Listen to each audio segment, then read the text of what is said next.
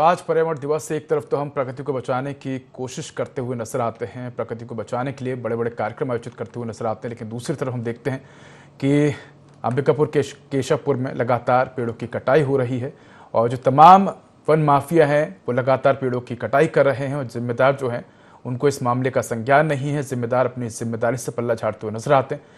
इसी पर एक जानकारी के हमारे साथ सहयोगी रानू जुड़े हुए। रानू, जिस प्रकार से हमने चर्चा की थी ब्रेक से पहले, अगर देखा जाए तो हम देखते हैं कि कार्रवाई के नाम पर कुछ लोगों को पकड़ लिया जाता है, बाद में खाना पूर्ति करके छोड़ दिया जाता है, लेकिन एक बड़ा माफिया जो कि लगातार पेड़ों को काट रहा है, अलग अलग जगहों से 1000 से ज़्यादा पेड़ों को काट दिया है। अगर हम सागौन के पेड़ की बात करें तो बड़ा कीमती ये पेड़ माना जाता है, इससे कई तरह के जो प्रोडक्ट हैं, जो उत्पाद हैं वो बनते हैं। ऐसे में वन विभाग को इनकी निगरानी के लिए रखा गया है, लेकिन वन विभाग की नाक के नीचे से ही पेड़ों की कटाई हो रही है और वन विभाग को ये पता नहीं कि किस समय ये पेड़ काटे जा रहे हैं, कौन इनको लेके जा रहा है। कहीं ना कहीं वन विभाग की संलिप्तता इसमें साफ नजर आती है और कार्रवाई के नाम पर सिर्फ खाना पूर्ति ही होती है। जी बिल्कुल, देखिए वन विभाग अगर अपना काम अगर सही तरीके से करता है तो आज जो ये नर्सरी की स्थिति है वो नहीं होती। दूसरी बात की जो कार्रवाई की बात कहते हैं तो कार्रवाई की रोकना चाहूंगा मैं आपको। रानू, हमारे साथ चिंतामणि महाराज सांसद जुड़ गए हैं सरगुजा से। चिंतामणि जी, स्वागत है आपका India24 पर। जी जी, धन्यवाद जी। चिंतामणि जी, हम बात कर रहे हैं अंबिकापुर के केशवपुर की, जहां पर वन विभाग की नर्सरी से हजारों सागौन के पेड़ काट दिए गए हैं। सरकार एक तरफ तो प्रकृति को बचाने की कोशिश करती है और एक पेड़ मां के नाम जैसे तमाम अभियान चलाती है ताकि प्रकृति को बचाया जा सके, पेड़ों को लगाया जा सके, लेकिन वन विभाग की नर्सरी से ही सागौन के पेड़ों को काटा जा रहा है। और जब इसको लेकर वन विभाग के अधिकारियों से बात की जाती है तो उनका कहना है कि हमारे संज्ञान में ये मामला नहीं आया था, मीडिया के माध्यम से मामला सामने आया, अब हम इसकी जांच करेंगे।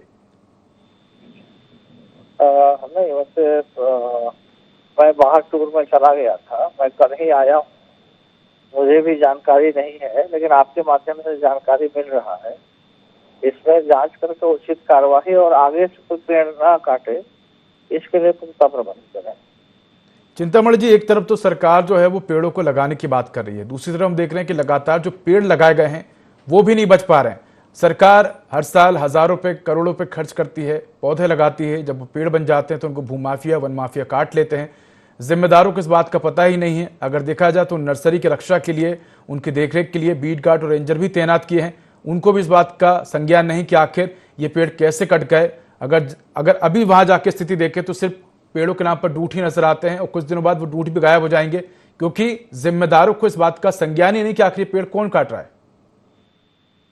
नहीं, निश्चित रूप से ये गलती है और अगर आज प्रकृति को हम सुरक्षित बचा के नहीं रखेंगे, पेड़ पौधा लगा नहीं पा रहे हैं तो काटने का भी नहीं होना चाहिए।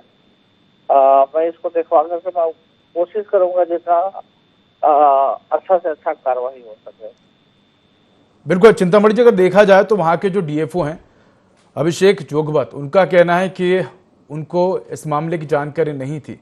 अगर अधिकारियों को ही अपने डिपार्टमेंट की जानकारी नहीं है तो एक बड़ा सवाल है कि या तो अधिकारी अपने काम पर ध्यान नहीं दे रहे हैं या तो अधिकारियों की इन तमाम लोगों से मिलीभगत है, जिसके चलते वो जिम्मेदारी से पल्ला झाड़ते हुए नजर आ रहे हैं। और अगर बात की जाए तो बीट गार्ड और रेंजर की, तो इनका बाकायदा काम होता है कि निगरानी रखना, पेड़ों की कटाई को रोकना, लेकिन हम देखते हैं कि जब भी सवाल किया जाता है तो यही कहा जाता है कि जो ग्रामीण हैं, जो वहाँ के लोग हैं, उनके द्वारा काटा जा रहा है। और यहां तक कि एक बड़ी बात यह है कि तमाम अधिकारियों को इस बात का संज्ञान नहीं, इस बात की जानकारी नहीं कि आखिर पेड़ किस समय कटे, और हजारों पेड़ कट चुके हैं। ये सिर्फ हम उस जगह की बात करें जो कि रोड से सटे हुए एरिया हैं, लेकिन अगर हम सरगुजा के जंगलों की बात करें तो वहां कितने पेड़ काट दिए गए, इस बात की जानकारी अभी तक सामने नहीं आई है। नहीं, मेरा तो पूरा प्रयास होता है, चाहे मीडिया के माध्यम से खबर आए, चाहे लोगों के माध्यम से खबर आए,